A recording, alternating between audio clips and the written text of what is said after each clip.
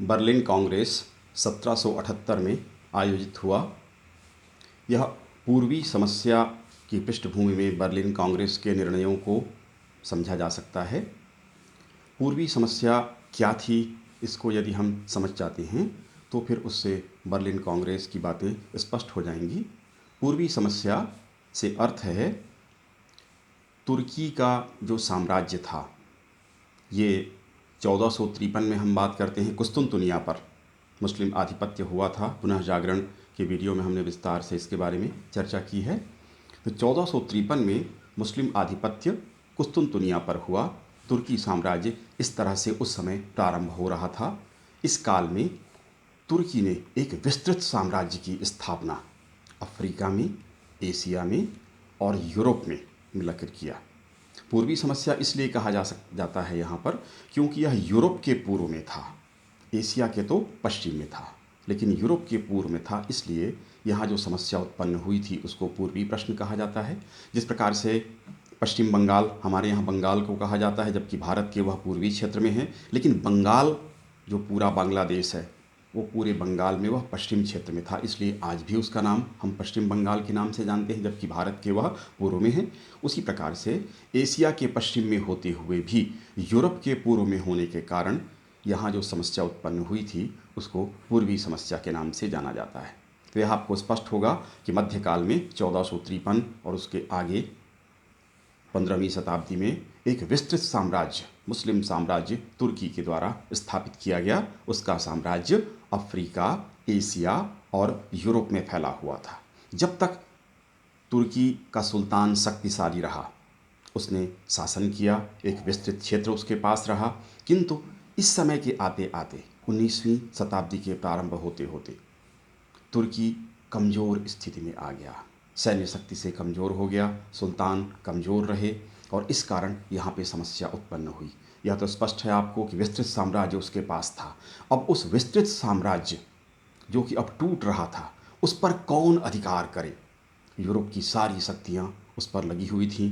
Britain का या England का इंटरेस्ट ये था कि वह तुर्की की रक्षा करना चाहता था। एकमात्र देश था जो तुर्की की रक्षा करना चाहता था, और उसका कारण ये था कि थल मार्ग से भारत और एशिया के साथ व्यापार का मार्ग यहीं से होकर आता था।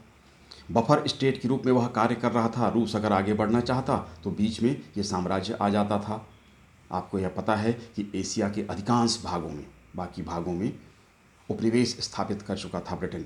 उसको अपने भारतीय और एशियाई उपनिवेशों को लेकर खतरा था कि रूस अगर आगे बढ़ता है तो भारत के लिए और एशिया के लिए वह खतरा बन जाएगा। तो वह चाहता था एक बफर स्टेट, बीच में एक राज्य हो, और वह तुर्की का साम्राज्य था। तो लगातार ब्रिटेन की यह नीति रही थी कि उसे कुछ लाभ मिले या न मिले, लेकिन तुर्की की रक्षा होती रहे। ब्रिटेन ये चाहता था। रूस उसका बहुत करीबी पड़ोसी देश था, वह विस्तृत क्षेत्र उससे छीनना चाहता था, इसलिए लगातार रूस पूर्वी समस्या के केंद्र में रहा। ऑस्ट्रिया, जर्मनी और यूरोप के अन्य देश ये भी लगातार इसमें रुचि ले रहे थे कि क्यों, कौन से क्षेत्र, कितना क्षेत्र उनको प्राप्त हो जाए तुर्की में, क्योंकि तुर्की तो टूटेगा, उसका टूटना अवश्यंभावी था, ये सभी जान रहे थे। ब्रिटेन ही केवल प्रयास कर रहा था किसी तरीके से कि ये बचा रहे, तुर्की बचा रहे। तो एक तो विदेशों की समस्या थी, अन्य देशों की समस्या थी। जैसे मैंने चर्चा की, यूरोपीय देश लगातार हस्तक्षेप कर रहे थे और बड़ा से बड़ा लाभ तुर्की के टूटते हुए तुर्की के साम्राज्य से प्राप्त करना चाहते थे। दूसरी ओर स्वयं तुर्की में, उसके भीतर बड़ी समस्या थी। मैंने आपसे स्पष्ट किया कि यूरोप में भी उसका साम्राज्य था। मिस्र में समस्या थी, आंतरिक समस्या थी। यूनान ये भी उसके अधीन था उस समय। सर्बिया, मोल्देविया, वालेसिया, रोमानिया, बल्गारिया, बृहद बल्गारिया का निर्माण करना चाहता था। मॉन्टीनिग्रो, ये सब जगह, मिस्र, ये सभी जगह आंदोलन चल रहे थे। तो पूर्वी समस्या को दो पक्षों में आप समझ सकते हैं। एक तो ये कि विदेशी शक्तियां थीं, वो तुर्की से लूट के अधिक से अधिक क्षेत्रों की प्राप्ति करना चाहती थी। ये विदेशों की समस्या थी, इसकी मैंने चर्चा की। और आंतरिक समस्या थी कि विस्तृत तुर्की साम्राज्य था, उसके भीतर स्वाधीनता का आंदोलन चल रहा था। जिन क्षेत्रों की मैंने चर्चा की, यूनान, सर्बिया, मिस्र, मोल्देविया, वालेसिया, रोमानिया, बल्गारिया, मॉन्टीनिग्रो, इन सब क्षेत्रों में इस तरह के आंदोलन चल रहे थे।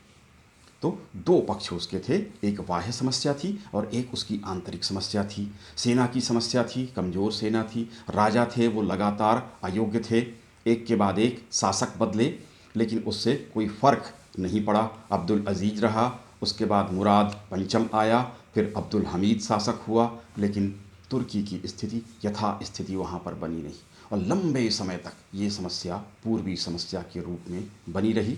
तो ये पूर्वी समस्या थी और इसी पूर्वी समस्या में जब लगातार खराब स्थितियाँ रहीं, हमने आपसे बात की कि 1878 में 77-78 की बात है, 78 में बर्लिन कांग्रेस आयोजित हुआ था। तो बर्लिन कांग्रेस इसलिए आयोजित हुआ कि यूरोपीय शक्तियों ने लगातार दबाव डाला तुर्की के ऊपर कि वह अपने क्षेत्र में सुधार कार्य करे। यहाँ की समस्या की मैंने दो पक्षों की बात की, उसमें हम चाहें तो तीसरा पक्ष भी कह सकते हैं। ये स्पष्ट है आपको कि तुर्की जो था वो मुस्लिम राज्य था और यूरोप की जो प्रजा थी, जो देश उसके हिस्से उसमें शामिल थे, वो सारी ईसाई प्रजा थी।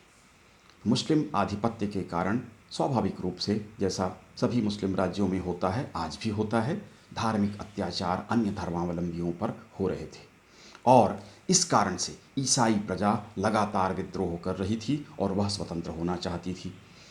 तो यूरोपीय शक्तियों ने एकत्र होकर कुस्तुनतुनिया में उन्होंने सम्मेलन किया 20 जनवरी 1877 को और तुर्की को नोट लिखकर भेजा, मांग की कि ये सुधार करें अन्यथा दिक्कत होगी, किंतु तुर्की ने इस पर कोई ध्यान नहीं दिया।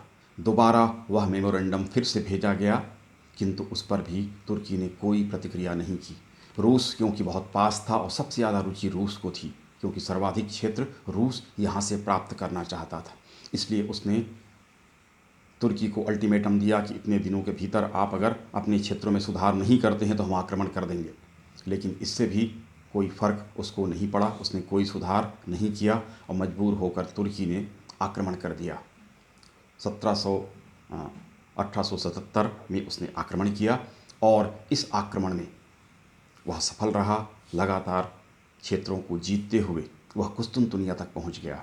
तुर्की ने मजबूर होकर संधि की याचना की और संधि हुई सेंट स्टीफनो की संधि, और इस संधि में बहुत सारा क्षेत्र रूस को प्राप्त हुआ, बहुत ज़्यादा लाभ रूस को प्राप्त हो गया। जब अत्यधिक लाभ उसको मिला तो बाकी सारे देश चिंतित हो गए। पृष्ठभूमि में हमने चर्चा की है कि सभी देश बड़ा हिस्सा चाहते थे, लेकिन बड़ा हिस्सा किसने प्राप्त कर लिया? रूस ने प्राप्त कर लिया। जब रूस को बड़ा एरिया, बड़ा लाभ दिखा तो इंग्लैंड चिंतित हो गया। सबसे ज़्यादा चिंता इंग्लैंड को हुई कि अब भारतीय साम्राज्य उपनिवेश जो उसका था एशिया, उसको खतरा हो जाएगा, तुर्की समाप्त हो जाएगा, सीमित क्षेत्र रह गया तुर्की का। इसलिए इंग्लैंड को चिंता हुई। उसका साथ ऑस्ट्रिया ने, फिर जर्मनी ने, फिर इटली ने, सभी मिल गए और दबाव डाला गया।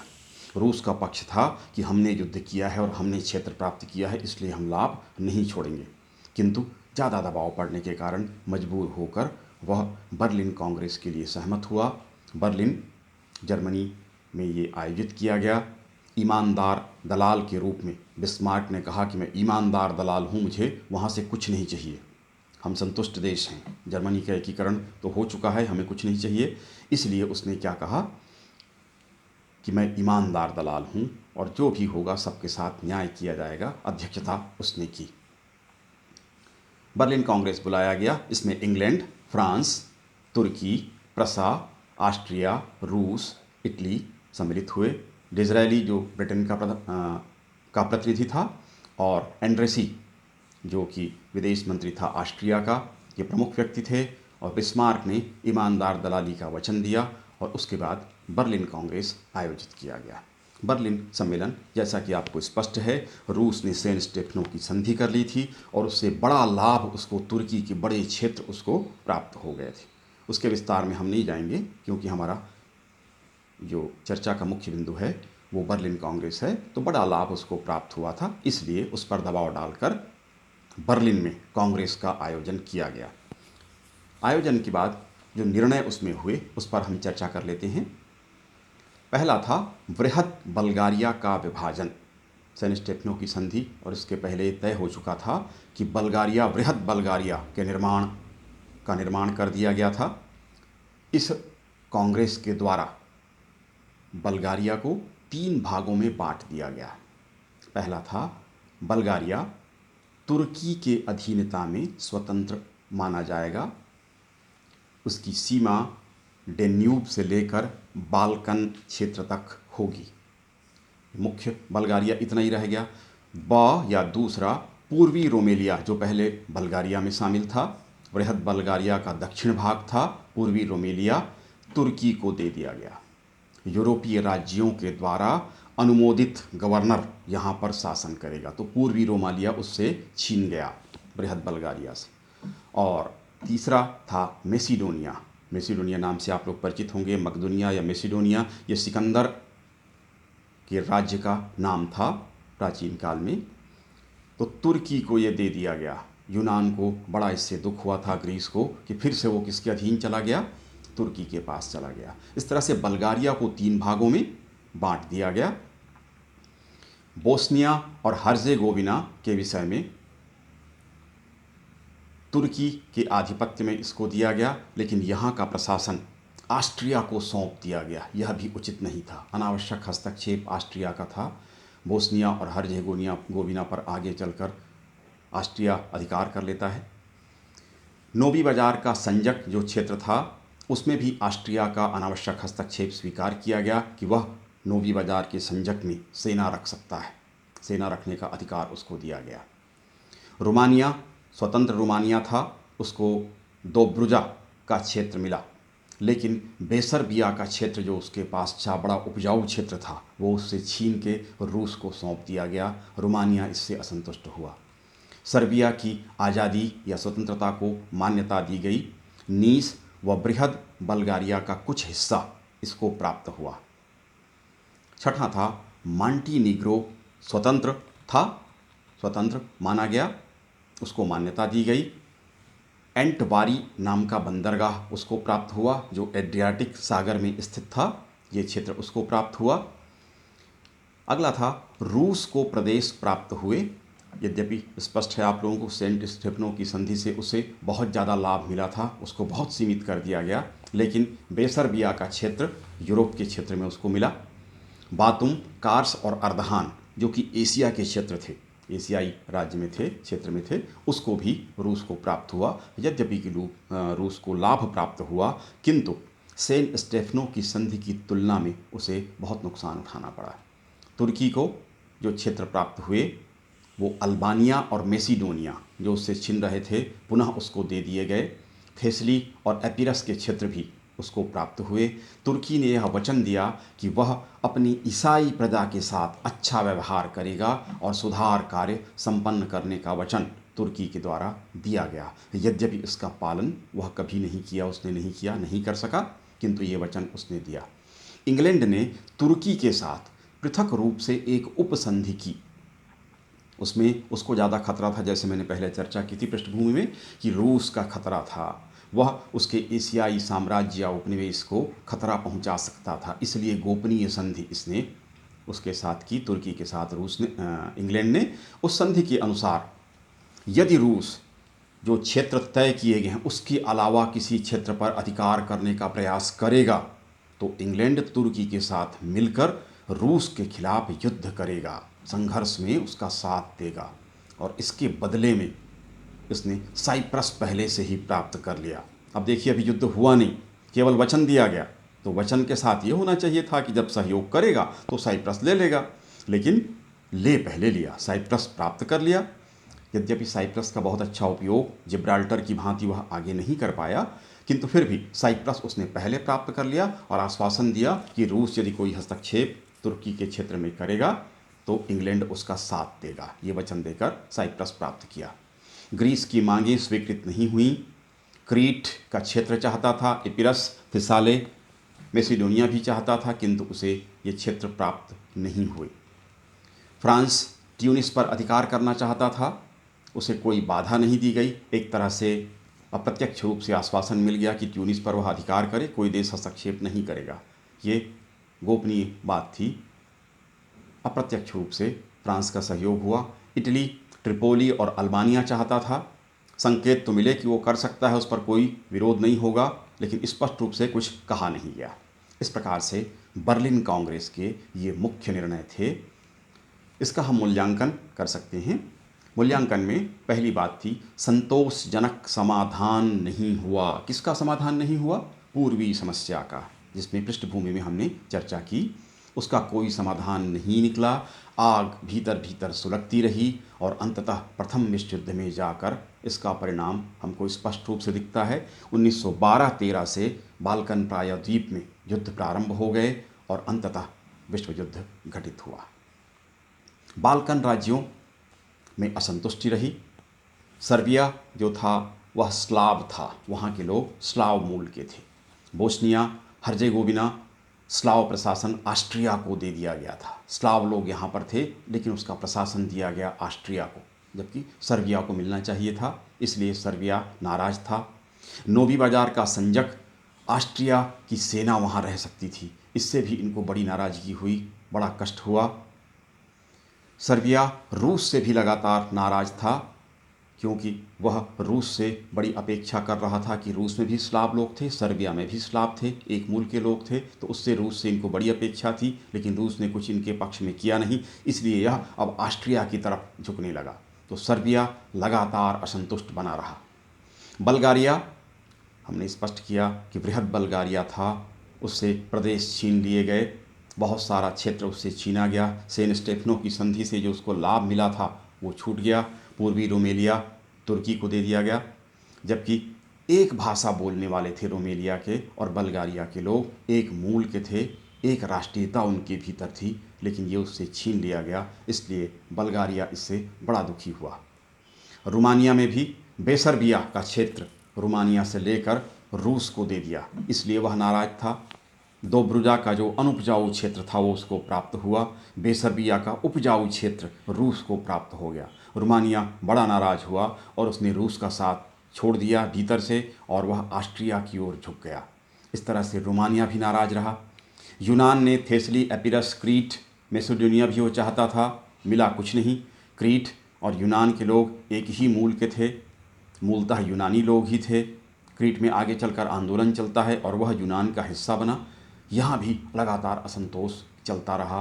ग्रीस वैसे भी अपनी आज़ादी के लिए लगातार संघर्ष करता रहा था।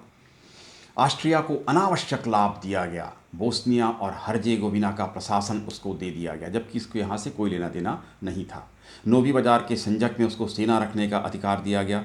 इन क्षेत्रों पर 1908 में बोस्निया और हर्जेगोविना पर उसने अधिकार किया और यहीं से फिर विश्व युद्ध की शुरुआत का एक कारण बना था, क्योंकि इसी क्षेत्र में फर्डिनेंड जो ऑस्ट्रिया का राजकुमार था अपनी पत्नी के साथ यात्रा करने गया था सिराजियो के क्षेत्र में, और एक राष्ट्रवादी ने, क्रांतिकारी ने उसकी हत्या कर दी थी और उसके बाद ये तात्कालिक कारण बना और विश्व युद्ध की शुरुआत हुई।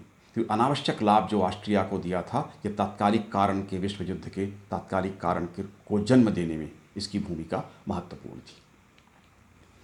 रूसी महत्वाकांक्षा नहीं रोकी जा सकी, यद्यपि प्रयास किया गया। बाल्कन क्षेत्र में उसके प्रभाव को सीमित किया गया, बास्पोरस के क्षेत्र में उसको रोका गया, लेकिन रूस ने सेंट स्टेफनो की संधि के बाद जो कुछ लाभ मिला यूरोप में और एशिया में, उसका लाभ उठाते हुए उसने एशिया के अन्य क्षेत्रों पर अपना विस्तार शुरू किया, मुख्य रूप से अफ़गानिस्तान की ओर, और ब्रिटेन को खतरा इससे बना ही रहा। एशियन साम्राज्य को रूस ने खतरा उत्पन्न कर दिया। ईरान की ओर भी उसने ध्यान दिया, एशिया की ओर उसने विस्तार का प्रयास किया। रूसी महत्वाकांक्षा को रोकने का प्रयास डिज़रायली ने या इंग्लैंड ने किया था, उसमें भी उनको सफलता नहीं मिली। इंग्लैंड की तुर्की नीति वस्तुतः असफल रही। कमज़ोर तुर्की को जीवित रखने का प्रयास किया गया। किसी भी स्थिति में किसी भी कमज़ोर को यदि आप लाभ देते हैं तो वह सफल नहीं होता, वह लगातार लाभ की अपेक्षा करता है और कोई प्रयास अपने से करता नहीं। यही स्थिति तुर्की में हुई और अंततः तुर्की क्रमशः टूटता गया, उसके क्षेत्र छूटते गए। तो ब्रिटेन की नीति वस्तुतः यहाँ पर असफल रही। तुर्की तो आधा बचा, आधा तो निकल ही चुका था, कमज़ोर ही बना रहा, कोई सुधार उसने नहीं किए। और डिज़रायली ने जो दंभ भरा था इंग्लैंड में आकर कि उसने बहुत अच्छा काम किया है, वस्तुतः वह सही नहीं था। अगला, ससम्मान शांति, उसने कहा था कि मैं सम्मान सहित शांति लेकर आया हूँ, किंतु यह सही नहीं थी। रूस की प्रगति नहीं रोकी जा सकी, हमने स्पष्ट किया। ईसाई प्रजा की रक्षा नहीं हुई, सुल्तान ने ये किया नहीं। मैसिडोनिया में लगातार अत्याचार होते रहे। तुर्की का पतन अवश्यंभावी था, ये सभी देश जानते थे, किंतु इंग्लैंड उसको अनावश्यक रूप से रोकने का प्रयास कर रहा था। इंग्लैंड ने साइप्रस प्राप्त किया, लेकिन उसका उपयोग बहुत अच्छा वो नहीं कर सका। बाल्कन प्रायद्वीप में ऑस्ट्रिया का साथ देने के कारण और भी स्थिति जटिल हो गई और यहीं से विश्व युद्ध की शुरुआत हुई। निर्बल राष्ट्रों की अवहेलना की गई, जैसे इटली, ग्रीस, इन लोगों ने जो मांग की उसकी ओर ध्यान नहीं दिया गया, ये भी इसकी कमजोरी थी। बिस्मार्क ने एक ईमानदार दलाल होने की घोषणा की थी, लेकिन मूलतः उसने ऑस्ट्रिया का समर्थन किया और रूस के जार ने नाराज होकर कहा था कि बिस्मार्क ने एक मित्र का साथ देकर दूसरे मित्र को खो दिया है। और उसके बाद रूस जो त्रिगुट बना हुआ था, जर्मनी, ऑस्ट्रिया और रूस का, उससे अलग होता गया और वह फ्रांस की ओर झुकने लगा। यहाँ पर इस तरह से बड़े परिवर्तन होते रहे। अंतर्राष्ट्रीय संबंधों में तनाव की स्थिति इसके बाद उत्पन्न हो गई। रूस और इंग्लैंड में तनाव हुआ, रूस और प्रसा के बीच, रूस और ऑस्ट्रिया के बीच। रूस केंद्र बिंदु में इसलिए था कि मैंने आपको बताया था कि इस पूर्वी समस्या में रूस सबसे ज़्यादा लाभ प्राप्त करना चाहता था और तुर्की के बहुत सारे क्षेत्र वो प्राप्त करना चाहता था, इसलिए सभी देशों से उसका तनाव बढ़ने लगा। रूस और फ्रांस की मित्रता शुरू हो गई। ऑस्ट्रिया, सर्बिया दोनों में तनाव शुरू हुआ, दोनों तनाव में रहे। रूस, बल्गारिया, सर्बिया सभी क्षेत्रों में असंतोष का जन्म हुआ, तो अंतर्राष्ट्रीय संबंधों में लगातार तनाव हुए। बिस्मार्क ने गुप्त गठबंधन शुरू कर दिया और इसी से विश्व युद्ध के कारण के रूप में इसको माना जाता है। गोपनीय सैनिक संगठन उसने शुरू किया ऑस्ट्रिया के साथ, उसने ऐसा किया, द्विगुट का निर्माण किया और क्रमशः अलग अलग देशों से अलग अलग संधियों की शुरुआत हुई। यहूदियों की स्थिति भी नहीं सुधरी। रोमानिया ने वचन दिया था किंतु वह भूला, आगे उसने नहीं किया। तो इस तरह से ये बर्लिन जो कांग्रेस था उसके जो निर्णय थे किए गए थे वो वास्तव में कुछ वर्षों के लिए संधि या शांति के लिए, विराम के लिए केवल थे। आगे चलकर इनको रोका नहीं जा सका। 30 वर्ष तक शांति रही और उसके बाद प्रथम विश्व युद्ध की शुरुआत हुई। निष्कर्ष के रूप में कहा जा सकता है कि विश्व युद्ध के बीज इस सम्मेलन में निहित थे। सभी ने अपने अपने स्वार्थों को के साधन के लिए प्रयास किया और इसी कारण विश्व युद्ध के बीज यहाँ पर पड़े। तनाव, अशांति और जटिलता और बढ़ गई थी। हमने स्पष्ट किया, उससे आपको ये समझ में आ गया होगा कि किस प्रकार से सभी देशों के स्वार्थ आपस में टकरा रहे थे और इस कारण से तनाव, अशांति और अधिक जटिलता की स्थिति उत्पन्न हुई थी। शांति अवश्य रही, 36 वर्ष तक, 1914 के पूर्व तक शांति रही, लेकिन तूफान के आने के पहले जो शांति होती है उस प्रकार की यह शांति मानी जाती है। टेलर ने लिखा है कि बर्लिन कांग्रेस एक जटिल विभाजक रेखा बन गई। सम्मेलन के पूर्व 30 वर्ष तक संघर्ष और विद्रोह होते रहे, उसके पश्चात 34 वर्षों तक शांति बनी रही। ब्रिटिश लेयर्ड ने भी लिखा कि टेबल पर बैठकर विभाजन करना आसान है, पर इसका क्रियान्वयन अत्यंत कठिन है।